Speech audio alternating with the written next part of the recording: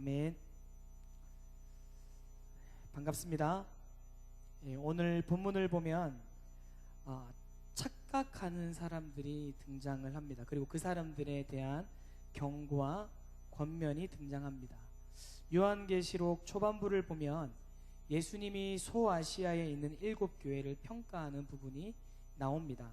오늘 말씀은 그 중에서도 라오디게아 교회라는 이 교회에 관한 평가에 대한 부분입니다. 특이한 것은 나머지 6개 교회들에 대해서는 칭찬과 책망을 병행해서 하시는데 유독 이 라오디게아 교회 성도들만큼은 칭찬이 없어요. 그리고 책망만 있는 것을 볼 수 있습니다. 이것만 보면 어떤 것을 우리가 알 수 있습니까?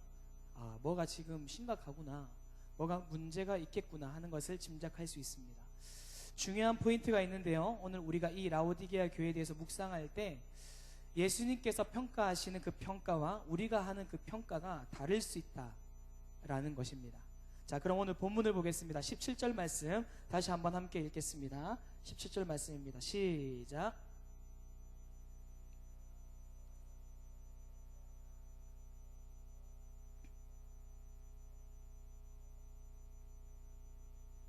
자, 라오디게아 사람들은 스스로 평가하기를 뭐라고 했습니까? 나는 부유해서 부족한 것이 없다, 이렇게 확신하고 있는데 예수님의 그 평가는 전혀 다른 것을 볼 수가 있습니다. 부족한 것이 없기는커녕 아주 비참한 상태에 그들이 빠져 있다라는 것입니다.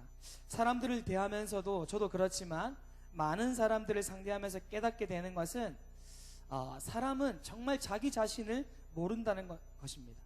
옆에서 알려줘도 모릅니다. 설명해줘도 믿으려고 하지 않습니다. 자기를 그만큼 잘 모른다는 거죠. 그렇다면 어떻게 이런 일이 가능할까 생각해 보니까 대답은 굉장히 간단했습니다. 내가 바라보는 방향 그리고 판단 기준이 다르기 때문에 그렇습니다. 오늘 본문도 보면 그 당시 라오디게아 지역은 물류와 상업이 발달했던 지역이었기 때문에 다른 타 지역들보다도 부유했다고 알려져 있습니다. 이런 관점에서 본다면 지금 라오디게아 교회 사람들은 겉으로 보여지는 그런 부유함에 초점을 맞추고 있어서 우리는 부족한 것이 없다고 스스로 평가하고 있는데 여기에 예수님은 전혀 다른 평가를 하고 계십니다. 예수님은 그런 외적인 부유함이 아니고 하나님과의 관계 속에서 생성되는 이런 영적인 부유함에 초점을 맞추고 계시기 때문에 괴리감이 생긴다는 것입니다. 성경에 비슷한 사례가 하나 더 있는데요, 마태복음 7장 22절이요. 제가 읽어드리겠습니다. 많은 사람들이 자기를 이렇게 평가합니다. 그날에 많은 사람이 나더러 이르되 주여 주여 우리가 주의 이름으로 선지자 노릇하며 주의 이름으로 귀신을 쫓아내며 주의 이름으로 많은 권능을 행하지 아니하였나이까 하리니. 뭐라고 했습니까?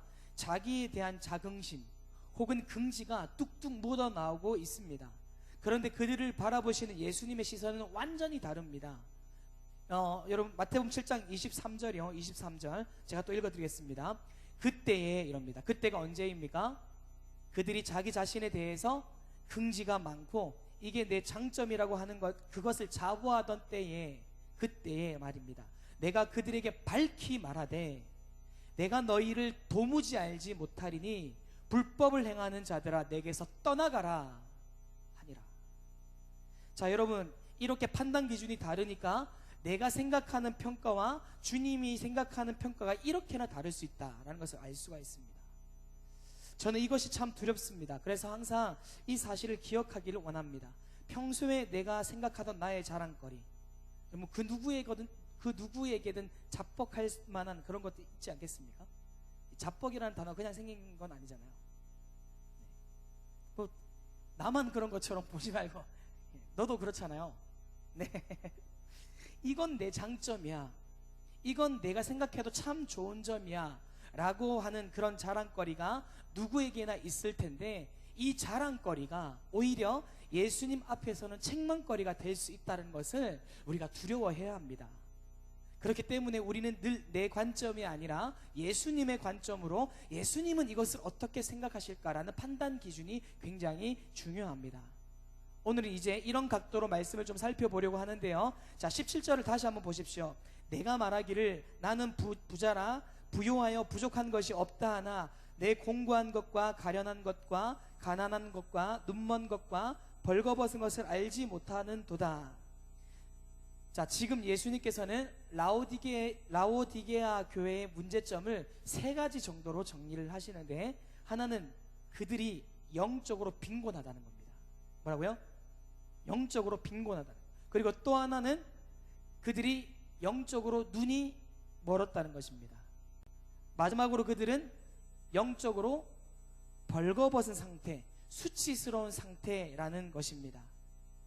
이러고 난 다음에 예수님은 그런 병든 교회에서 어떤 해법을 제시하는가 하니까 18절입니다. 18절도 세 가지 정도로 정리할 수 있는데, 첫째입니다. 첫째, 내가 너를 권하노니 내게서 불로 연단한 금을 사서 부요하게 하고.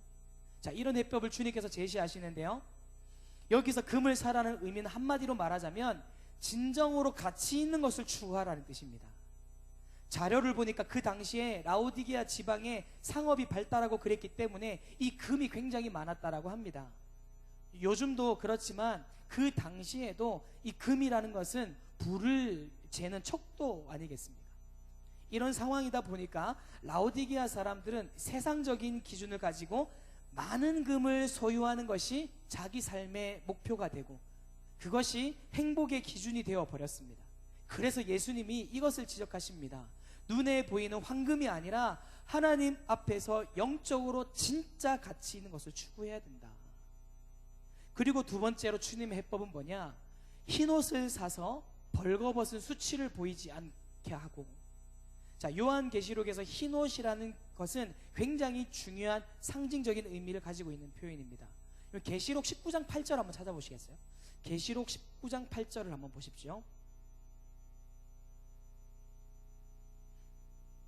자, 다 같이 읽겠습니다. 시작. 빛나고 깨끗한 세마포 옷을 입도록 허락하셨으니 이 세마포 옷은 성도들의 옳은 행실이로다 하더라. 자, 뭐예요?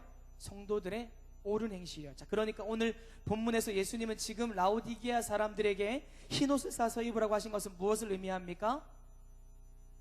이들이 지금 물질적으로 풍요해서 굉장히 비싼, 요즘으로 치면 브랜드 있는 고가의 옷을 입고 있는지는 모르겠지만 영적으로 너희들은 지금 벌거벗었다. 너희들이 추구해야 하는 것은 겉으로 보여지는 어떤 화려함이 아니라 예수 믿는 사람다운 의롭고 선한 행위, 이런 것을 얻는 영적 흰옷이 필요하다는 뜻입니다. 우리의 삶, 행위를 강조하고 계신 것입니다. 자, 또 그런가 하면 세 번째로 주님이 주시는 해법은 무엇입니까? 안약을 사서 눈에 발라보게 하라. 자, 이 말씀은 영적인 눈을 뜨게 해주시는 예수 그리스도, 영적인 눈을 치료해 주시는 예수 그리스도로 말미암아 영의 눈을 떠야 한다는 뜻입니다. 흰옷을 입어서 벌거벗은 수치를 보이지 않게 하는 것, 그리고 안약을 사서 눈에 발라서 보게 하는 것은 우리에게 진짜 가치 있는 것을 볼 줄 아는 그런 눈을 떠야 한다는 의미입니다. 그런데 이런 눈을 뜨게 하시는 분이 누구실까요? 예수 그리스도라는 거예요. 뿐만 아니라 믿는 자다운 선한 행위를 할 수 있는 힘은 누구로부터 나온다고요? 예수님으로부터 나온다는 것입니다. 이런 맥락에서 우리는 다 하나님 앞에서 영의 눈을 떠야 합니다.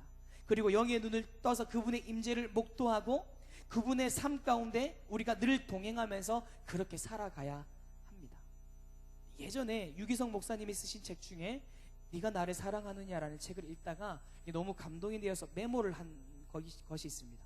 그 책에 보면 플로이드 맥클랑 목사님이 쓴 제자도의 본질이요, 이 제자도의 본질이라는 책을 인용하신 부분이 있는데, 맥클랑 목사님은 제자도를 세 가지 정도로 요약을 했습니다. 저와 여러분이 꼭 한번 정리해야 되겠다고 생각을 해서 알려드리겠습니다. 자, 뭐가 제자도냐? 첫 번째로 예수님을 사랑하는 것이 제자도다. 이것이 제자도의 핵심이라는 겁니다. 그런가 하면 두 번째로 뭐가 제자도냐? 예수님이 사랑하신 세상을 사랑하는 것, 이것이 제자도라는 겁니다. 여러분, 그냥 이 세상을 사랑하는 것이 아닙니다. 예수님이 사랑하신 세상을 사랑하는 겁니다. 그런가 하면 마지막 세 번째로 제자도의 핵심은 예수님이 사랑하신 성도들을 사랑하는 것. 여러분 그냥 성도를 사랑하는 것이 아닙니다. 예수님이 사랑하신 성도를 사랑하는 것. 이 세 가지가 제자도의 핵심이라는 것입니다. 저는 이 대목을 읽으면서 이런 생각이 들었습니다. 우리 삶 속에서 예수라는 이름의 필터링, 예수라는 이름의 여과장치가 있는 것이, 이것이 바로 제자도의 핵심이구나. 모든 사물을 바라볼 때, 모든 사람을 바라볼 때, 그리고 모든 사람을 바라볼 때 예수라는 이름으로 걸러서 상대방을 바라보는 태도, 상황을 바라보는 태도, 이것이 제자도라는 것입니다. 그러면서 이 맥클락 목사님이 여기서 세 가지 주제를 뽑습니다. 예배, 선교, 성도의 교제. 이 세 가지 주제를 뽑는데요. 예배가 뭐냐? 예수님을 사랑하는 것이, 이것이 예배다. 선교가 뭐냐? 예수님이 사랑하신 세상을 사랑하는 것이, 이것이 선교다. 성도 간의 교제가 뭐냐?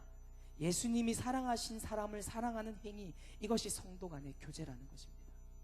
여러분, 그렇기 때문에 우리가 예배를 소중히 여겨야 하는 이유가 어디 있습니까? 예배 시간에 내 마음이 회복되고, 예배 시간에 지난주에 받았던 상처가 치유되고, 내가 예배 시간에 세임을 얻기 때문에 예배가 소중한 것이 아니라, 여러분 주객이 전도되면 안 됩니다. 이것은 결과입니다. 왜 예배가 소중한가? 여러분, 예배는요, 예수님을 사랑하는 시간입니다. 예수님을 생각하는 시간입니다. 여러분, 예배는 엿새 동안 세상 속에 머물러 있으면서 잊어버렸던 그 예수님께 젖어드는 것, 이것이 예배입니다. 주객이 바뀌면 안 됩니다. 선교도 마찬가지입니다. 여러분, 왜 선교해야 됩니까? 왜 우리가 욕을 얻어먹으면서도 전도를 포기하면 안 됩니까? 마태복음 28장에서 주님이 그것을 명하셨기 때문에, 그것은 여러분 옳은 이야기지만 주님이 기뻐하신 정답은 아닙니다. 주님이 시켜서 하는 전도가 아니고, 예수님을 사랑하는 사람들을 사랑해서 그 마음에서 나오는 것이 선교라는 것입니다. 여러분, 마태복음 28장도 사실 너희는 가서 모든 족속으로 제자를 삼아 아버지와 아들과 세례를 주고, 이렇게 하면서 전도하는 분들이, 많은 분들이 그 말을 앞세워서 이야기를 합니다. 거기 초점이 가기 쉽습니다. 하지만 영어 성경을 보면 사실 볼지어다 세상 끝날까지 내가 너희와 항상 함께 있으리라, 항상 함께 있으리라, 여기가 더 강조된 본문이 바로 그 본문입니다. 여러분, 대인관계도 마찬가지입니다. 성도 간의 사랑. 여러분, 만약에요 저와 여러분 사이에 주님이 쏙 빠지고 우리끼리만 있으면 어떻게 되겠습니까? 1년 안에 권태감, 1년 안에 실망, 1년 안에 그냥 교회가 없어질지도, 청년부가 없어질지도 모르죠. 여러분, 전 지금 땜빵, 죄송합니다. 이런 표현 죄송하지만 임시로 지금 제가 나와 있지만, 여러분, 여러분들 저를 어떻게 사랑하시겠습니까? 제가 그렇지만 김현우라는 사람을 설교를 잘해서 좋아한다라고 치면, 그냥 그렇다 치자고, 6개월 안에 그 사랑이 그냥 끝나는 거예요. 똑같은 사람에게 설교를 듣는데 뭐가 새로운 것이 나오겠습니까? 여러분들이 저를 그냥 기능적인 그 어떤 것으로 저를 사랑하는 것이 아닙니다. 그리고 여러분은 뭐 또 그렇게 사랑스러운 줄 아세요? 제가 여러분 그 무엇 때문에 사랑하는 것이 아닙니다. 제가 여러분을 한 주간 동안 생각하며 설교를 막 그냥 준비하는 것이 아닙니다. 예수님이 사랑하시는 사람이기 때문에 내가 저 사람을 사랑해야겠다는 그 마음 속에 성령께서 사랑의 능력도 주실 줄 믿습니다. 여러분, 세상에서 힘든 게 사람을 상대하는 일이 그렇게 힘이 듭니다. 목회자들도 힘들 때가 있지 않겠어요? 상담하다 보면 여러분, 여러 사람들을 상담하게 되는데 그 감정이 고스란히 전달이 돼요. 그 일 자체가 싫은 것이 아니라 지구가 자기 위주로만 돌아가는 분들 있잖아요. 자기만 봐달라고 하는 분들, 그분들 사랑하기가 참 사실 어렵죠. 제가 여러분 자체를 사랑하는 것이 아닙니다. 저도 그렇게 마음이 막 넓은 사람이 아니에요. 하지만 예수님이 여러분을 사랑하시기 때문에, 예수님을 사랑하시는 그분들을 섬기는 것이 목회의 자리이기 때문에 저는 때때마다 정말 간절히 기도합니다. 여러분, 이 사람을 주님, 이 사람을 사용할 수 있도록 도와주십시오. 누구 그 사람 사랑할 수 있게 해주십시오. 간절히 기도합니다. 왜 기도할까요? 사랑스럽지 않으니까. 사랑할 수 없어서 기도하는 겁니다. 여러분, 정말로 사람은 이 사랑의 대상이 아닙니다. 그런데 여러분, 저와 여러분 사이에 자연인으로는 1년만 지나면 서로 식상하고, 1년만 지나면 실망하고, 1년만 지나면 관계가 깨질 수밖에 없는데, 그 사이에 예수 그리스도란 이 여과장치, 예수라는 이름의 이 필터링이 있을 때 우리의 사랑은 날이 갈수록 새로워질 줄 믿습니다. 말씀을 맺겠습니다. 오늘 라오디게아 교회의 착각, 초대교회 당시에만 존재했던 상황은 아닙니다. 관점을 바꾸어 보십시다. 여러분, 3인칭 전지적 작가 시점으로, 하나님이 나를 바라보시는 관점으로, 나는 할 수 없어도 하나님이 할 수 있는 힘까지 주실 것을 믿음으로 우리들의 삶이 날마다 새롭게 되기를 소망합니다. 오늘은 또한 종려주일입니다. 성찬식 가운데 떡과 잔을 우리가 받았는데 아무 의미 없게 받지는 않으셨습니까? 여러분, 예수님의 그 희생과 그 섬김, 죽기까지 우리를 사랑하신 예수님의 그 마음을 우리가 본받아서 이 세상 가운데, 우리가 만나는 사람 가운데 여러분 살아갈 수 있기를 간절히 소망합니다. 기도하겠습니다. 사랑의 하나님, 감사드립니다. 이제